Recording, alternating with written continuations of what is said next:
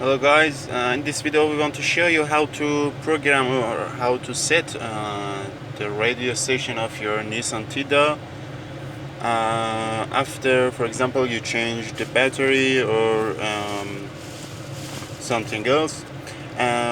Okay, for start you should go to the main radio menu, as you see, and there is a button on your tiida that's written program auto.p with a wave symbol on the side of it. Okay, just you need to hold down this button for a few seconds, for example 2 or 3 seconds, and I will not do it because I already programmed mine.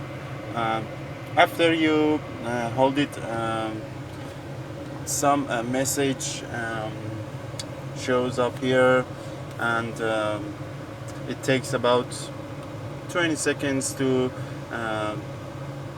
set all of your radio stations that's available in your country. Okay, thank you guys. Goodbye.